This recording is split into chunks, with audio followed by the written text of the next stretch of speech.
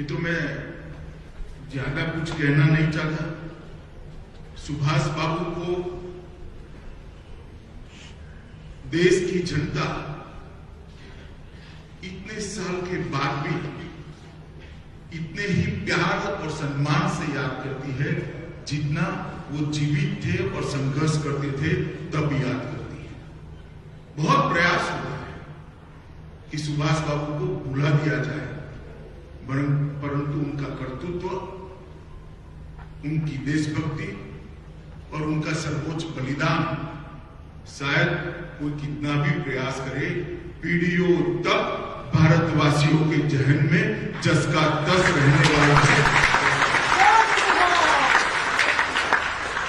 और इसीलिए भारत सरकार ने प्रधानमंत्री जी के नेतृत्व में एक कमेटी बनाई है, जो कमेटी यह सुनिश्चित करेगी कि सुभाष बाबू का जीवन, इनका कवन और सुभाष बाबू के संस्कार जो देशभक्ति के हमें मिले हैं, वो संस्कार को चिरकाल तक न केवल भारत में रहने वाले भारतीय, दुनिया भर में जहां जहां भारतीय बसे हैं, वो चिरकाल तक याद करें और उसमें से प्रेरणा लेकर भारत को महान बनाने में अपना योगदान देते रहे। और मैं खास कर देश भर की युवा पीढ़ी को कहना चाहता हूं कि एक बार सुभाष बाबू के जीवन को आप अचूक पढ़िए, इसमें से बहुत कुछ सीखने को मिलेगा।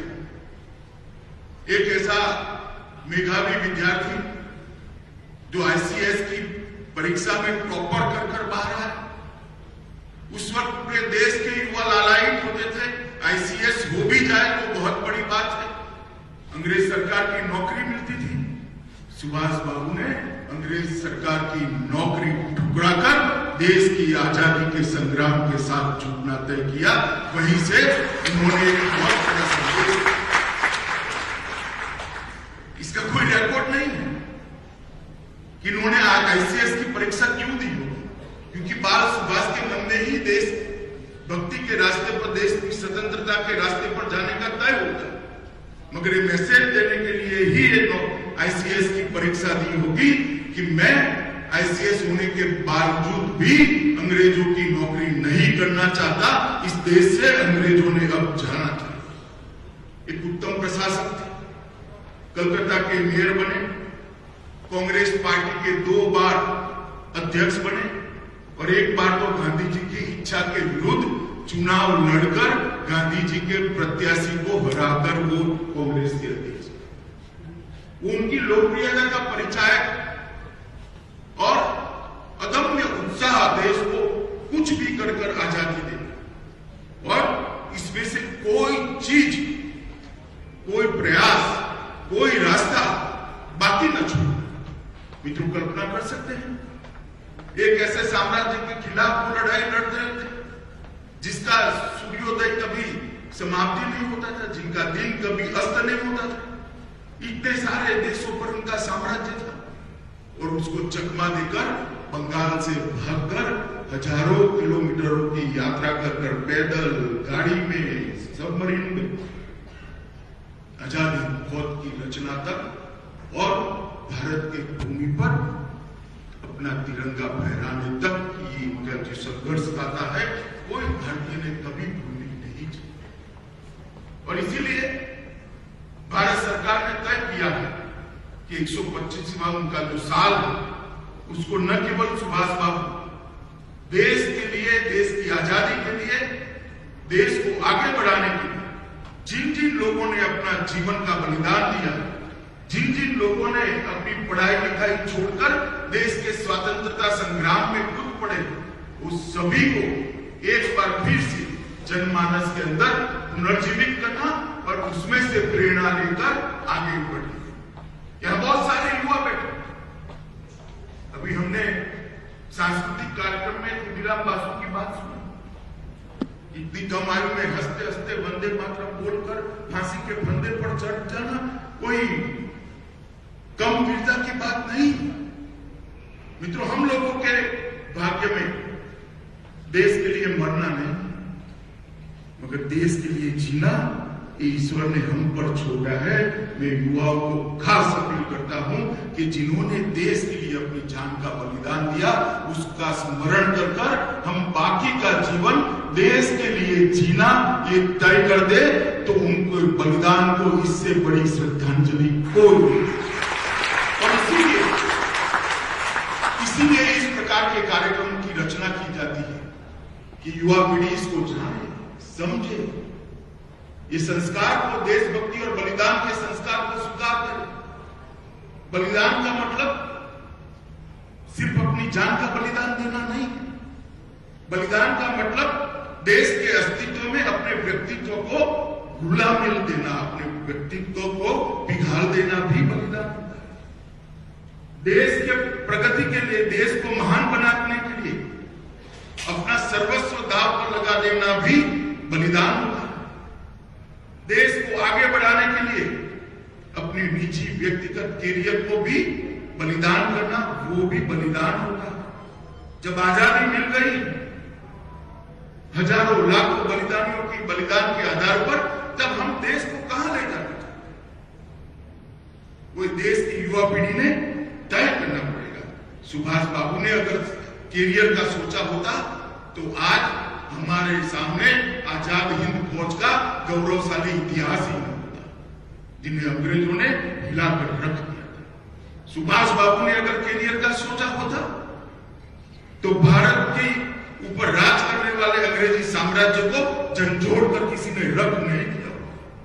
सुभाष बाबू ने अगर अपनी कैरियर का सोचा होता तो देश के करोड़ों युवाओं को 125 साल के बाद भी वो प्रेरणा स्रोत न मिला होता, जिस प्रेरणा स्रोत के आधार पर आज करोड़ों युवा अपना जीवन को उस रास्ते पे ले जाने। मित्रों, नरेंद्र मोदी जी ने जो निर्णय किया है सुभाष बाबू की 125वीं जयंती को मनाने का, मैं मानता हूं कि ये बहुत बड़ा निर्णय है और इस निर्णय से देश के अंदर बहुत बड़ा परिवर्तन। आज यहां से एक साइकिल यात्रा शुरू हो रही है, 3 टुकड़ियां जाएगी।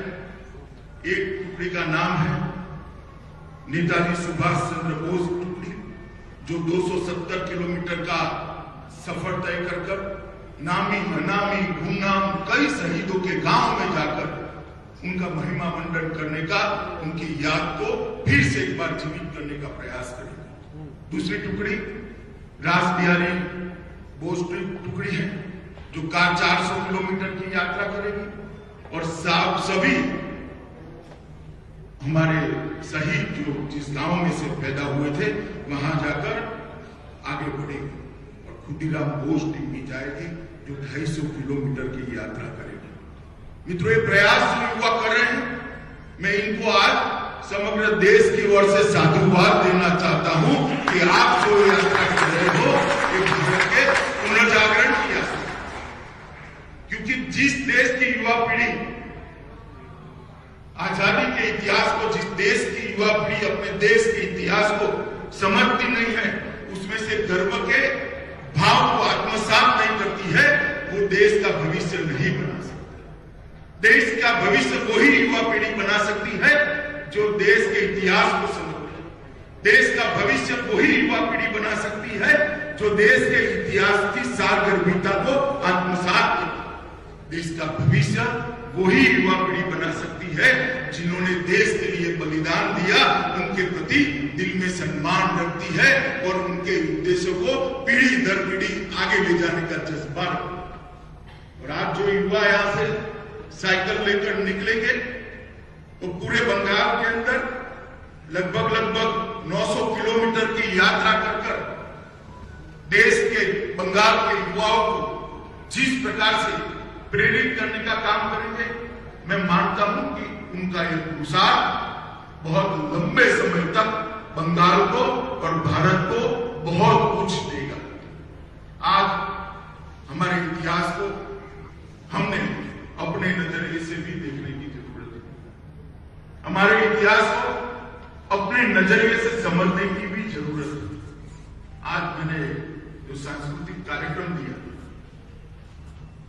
उसके निर्देशिका और सभी कलाकारों को मैं हृदय से हृदय से बधाई। मैं बंगाली बहुत नहीं समझता, मगर उनके मुख के भाव समझा देते थे कि वो क्या कहना चाहते।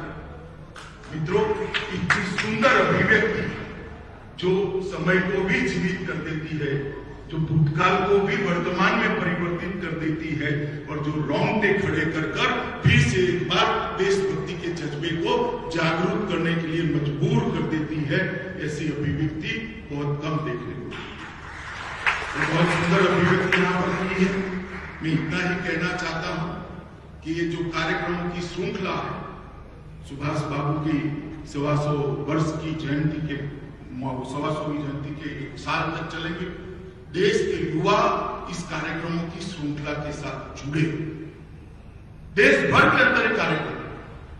और जब देश की आजादी के 75 साल होंगे, तब मोदी जी ने तय किया है कि 75वां साल आने वाले और 75 साल तक के लक्ष्य तय कर हम आगे बढ़े, भारत को विश्व के अंदर सबसे महान बनाने की कवायद के साथ हम सब जुड़ जाए।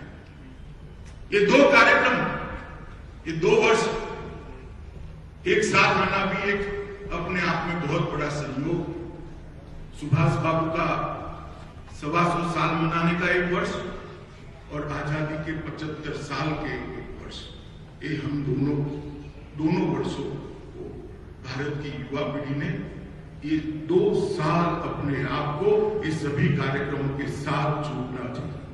सभी कार्यक्रमों के अंदर अपनी भागीदारी करनी चाहिए और सभी कार्यक्रमों को आने वाली पीढ़ियों को जिसमें से प्रेरणा ले, इस प्रकार से आगे बढ़ाना चाहिए। मित्रों, मैं इतना ही कहता हूं कि जिन्होंने देश के लिए पूरा जीवन दे दिया, युवा अवस्था में ही अपनी जान का बलिदान दे दिया, बहुत सारे लोगों ने अपनी पढ़ाई लिखाई छोड़ दी, बहुत सारे लोगों ने अपने जीवन को सर्वस्व न्यौछावर कर दिया। इस देश में ढेर सारे ऐसे लोग हैं जिनके पूरे परिवार का, मकान का, पूरी संपत्ति का 10-10 बार कुर्की हो गया, मगर वो परिवारों ने लड़ाई लड़ना नहीं छोड़ा। कई ऐसे लोग हैं जिनको 2 जन्मटिप एक जीवन के अंदर हो गई। वीर सावरकर को एक ही जीवन के अंदर 2 जन्मटिप हो गई। इन लोगों के बलिदान के आधार पर आज भारत यहां तक पहुंचा है, मगर हमें संतुष्टि नहीं होनी चाहिए। इन लोगों ने बलिदान सिर्फ आजादी के लिए नहीं दिया, इन लोगों ने बलिदान दिया था भारत माता फिर से एक बार विश्व गुरु के स्थान पर अपने दैदीप्यमान स्वरूप के साथ विराजित हो, इसके लिए बलिदान दिया था। और जब तक इसकी सिद्धि हम नहीं कर लेते, हमें चैन लेने का कोई अधिकार नहीं। और इसी बंगाल की भूमि से एक आर्षद्रष्टा, एक मनीषी ऋषि अरविंद ने एक भविष्यवाणी की थी, और उसी अरविंद की भविष्यवाणी को मैं ईश्वर के आशीर्वाद समझता हूं, वो सच होने के लिए ही होती है। उन्होंने भविष्यवाणी की थी कि भारत इतना आगे बढ़ेगा कि फिर से एक बार हम भारत माता को विश्व गुरु के स्थान पर देखा। श्री अरविंद के शब्दों को सत्य में परिवर्तित करने के लिए हम लोगों ने हमारा बाकी का जीवन इस रास्ते पर देना चाहिए, ऐसा मेरा बहुत मानना है। मित्रों, अंत में मैं इतना ही कहना चाहता हूं कि मरते मरते, बलिदान करते वक्त शहीदों के मनस्थिति को देखकर एक कवि ने कहा था, शहीदों की चिताओं पर जुड़ेंगे हर बरस मेले, वतन पर मरने वालों का बस बाकी यही मिसाल होगा। मैं इससे आगे मेले तो जरूर लगाने चाहिए, इनकी चिताओं पर हर साल मेले लगाने चाहिए, मगर जिस उद्देश्य के लिए उन्होंने शहीदी दी है, उस उद्देश्य की परिपूर्ति के लिए मेले के साथ साथ अपना जीवन भी लगा देना चाहिए। फिर से एक बार साइकिल लेकर निकलने वाले सभी युवाओं को बहुत बहुत अभिनंदन भी देता हूँ, शुभकामनाएं भी देता हूँ, और सांस्कृतिक मंत्रालय को एक बहुत अच्छी प्रस्तुति के लिए, सभी कलाकारों को बहुत अच्छी प्रस्तुति के लिए मन से साधुवाद देना चाहता हूँ। वंदे मातरम।